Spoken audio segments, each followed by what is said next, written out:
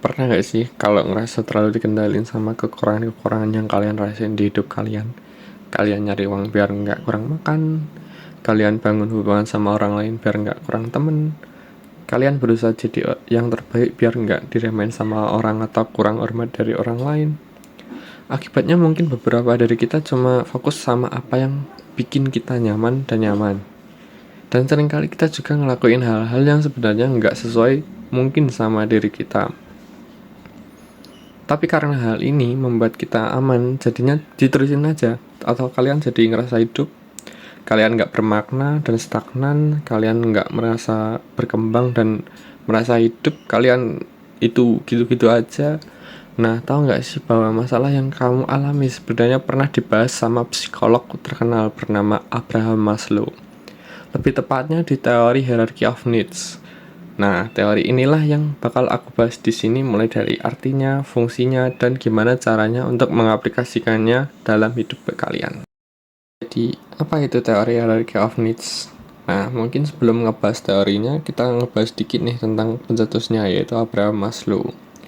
Maslow adalah psikolog pendiri aliran humanistik, dan dari dulu dia itu pengen tahu sebenarnya apa itu motivasi hidup dari orang-orang, yang akhirnya dia nyari tahu hal-hal apa aja nih yang bisa ngebuat hidup seseorang itu bahagia, meaningful, dan apa yang bisa dilakuin demi mencapainya. Nah, Maslow itu menganggap ilmu psikologi bisa menjawab pertanyaan itu yang sebenarnya waktu itu mungkin belum bisa terjawab sama ilmu lain. Dan ternyata benar, beberapa tahun setelah lulus kuliah, Maslow mencetuskan teori hierarchy of needs atau biasa disebut sebagai Maslow Pyramid of Needs. Nah, bisa dilihat gambarnya ya. Jadi, sesuai dengan namanya, teori ini digambarin sebagai piramida dan ada 5 level kebutuhan manusia yang perlu dipenuhi supaya manusia itu bisa hidup bahagia, bisa sehat, mental, dan bisa hidup meaningful gitu, baik secara fisik maupun psikologis. Untuk bisa lanjut ke level yang lebih atas, menurut Maslow ya, kebutuhan di level bawah itu memang itu sedikit banyak harus terpenuhi dulu. Kenapa? Karena level-level di bawah memang paling dasar untuk bertahan hidup, jadi nggak harus 100% tercapai juga. Asal orang tersebut merasa udah cukup, mereka bisa naik ke hierarkis yang selanjutnya, mulai dari kebutuhan paling dasar di level paling bawah, yaitu kebutuhan tubuh, misalnya makanan, minuman, tempat tinggal, dan lain sebagainya. Di level kedua, ada kebutuhan akan keamanan. Kita perlu merasa bahwa kita bisa melindungi diri dari ancaman. Kebutuhan di sini misalnya kesehatan, keselamatan, atau keamanan secara finansial. Untuk memenuhi kebutuhan ini, yang kita lakuin adalah bisa nyari kerja, nabung, berasuransi, dan sebagainya. Nah, Maslow menyebut level pertama dan kedua tadi sebagai basic needs atau kebutuhan dasar. Nah, lanjut ke level ketiga. Ini adalah seputar hubungan sosial, yaitu kebutuhan akan cinta dan penerimaan dari orang lain yang bisa memuaskan kebutuhan ini. Biasanya adalah keluarga, teman, pacar, sama komunitas. Habis itu kita naik lagi ke level keempat, yaitu kebutuhan akan harga diri, yaitu biasanya apresiasi dan hormat dari orang lain. Untuk memenuhi kebutuhan ini, biasanya kita melakukan berbagai hal yang bisa bikin kita makin percaya diri. Misalnya jadi juara lomba, atau jadi atlet terkenal, karirnya bagus, dan lain sebagainya. Nah, level ketiga dan keempat disebut sebagai psychological needs atau kebutuhan psikologis. Terakhir, hal kebutuhan yang menurut Maslow paling penting dalam mencapai hidup yang bermakna yaitu aktualisasi diri atau kebutuhan untuk hidup sesuai potensi gitu. Jadi mengaktualisasikan semua potensi yang mereka miliki seutuhnya itu. Nah, di dalam tulisannya, Maslow sendiri bilang bahwa sebenarnya kita harus berdamai dengan diri sendiri dan menjadi apa yang dikehendaki pada diri kita.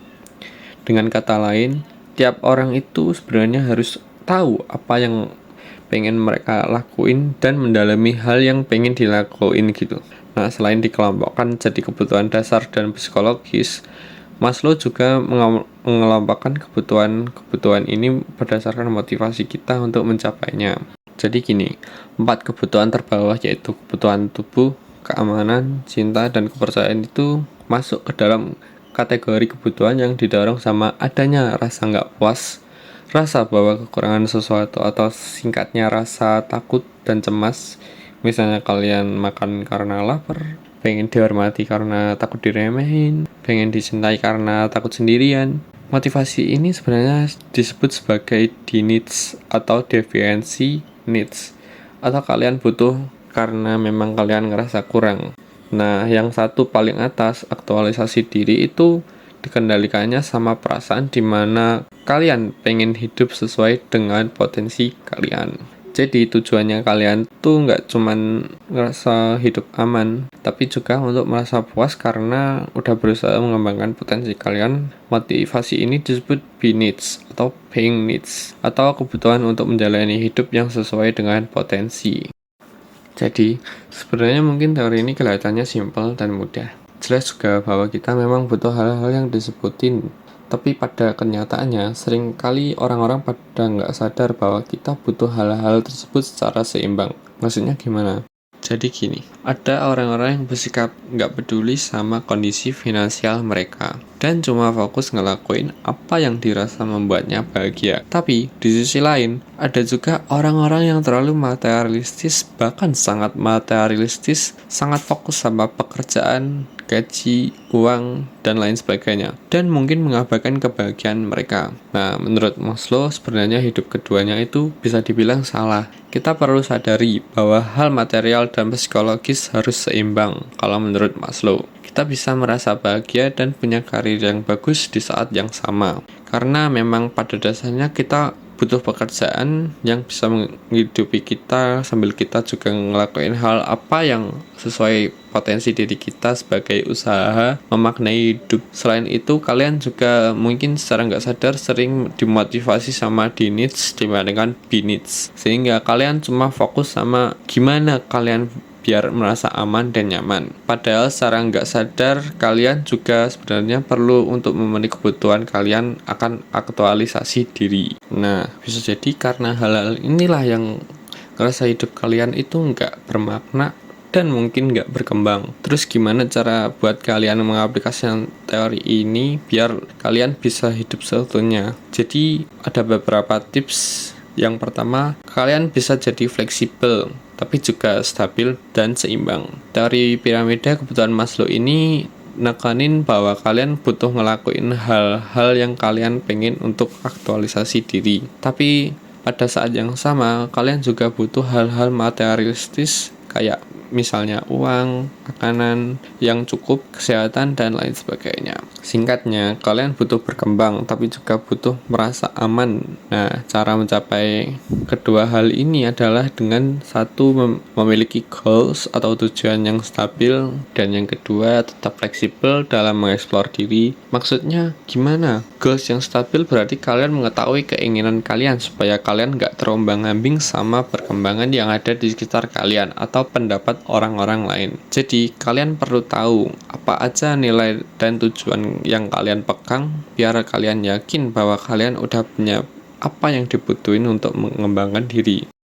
Banyak orang nggak tahu nilai apa yang mereka pegang sehingga jadinya ya mereka nggak pernah ngerasa aman atau ngerasa cukup, selalu ngerasa kurang, ngerasa hampa. Misalnya ngelihat orang lain nilainya lebih bagus, langsung ngerasa bodoh, atau melihat orang lain gajinya lebih gede, langsung merasa miskin. Padahal tiap orang punya tujuan dan nilai yang berbeda, jadi usaha yang dilakukan juga berbeda. Nah, kalau fleksibilitas artinya kalian mau mengekspos diri kalian ke berbagai pengalaman dan apa yang tersedia buat kalian. Cara kalian tahu potensial adalah dengan bertanya kepada diri sendiri, apa sih hal yang paling mendominasi hidup dan pikiran kalian selama ini? Banyak orang mungkin termasuk kalian udah punya potensi, udah punya minat bakat di suatu bidang tertentu, cuman secara nggak sadar menolak aja gitu untuk menghidupinya, atau nggak dilakuin aja karena merasa potensi untuk bisa dijadiin kerjaan, atau misalnya takut sama pendapat orang dan lain sebagainya. Nah, ketika kalian udah sadar apa yang mungkin jadi potensi kalian,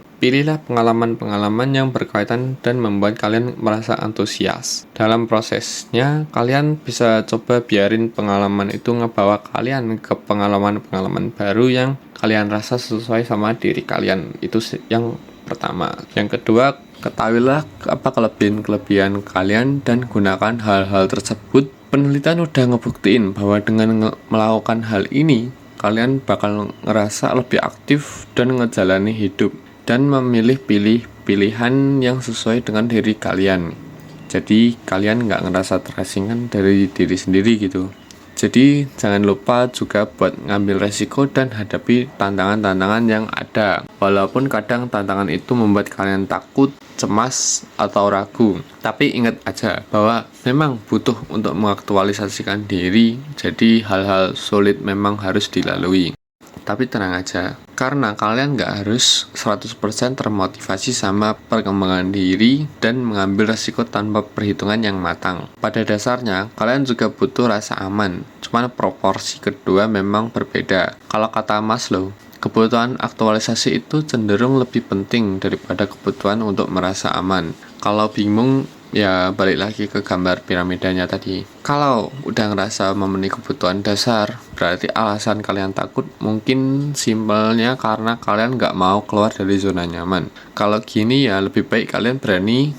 Yang ketiga, kalian bisa coba sadari konflik internal yang kalian miliki. Apakah kalian udah ngelakuin hal yang pengen ngelakuin? Kalau masih hidup, yang sebenarnya kalian nggak mau inginkan, bahkan sulit mengekspresikan diri kalian. Bayangin gini, ketika kalian terpaksa melakukan satu hal, ada kemungkinan besar kalian ngerasa nggak jadi diri sendiri dan nggak punya kebebasan. Padahal menurut penelitian, mengekspresikan diri dan perasaan bahwa punya kebebasan itu penting banget. Kalian punya gitu biar apa? Biar kalian mampu memilih hal yang membuat kalian berkembang, bukan sekedar fokus ngurangin rasa takut doang.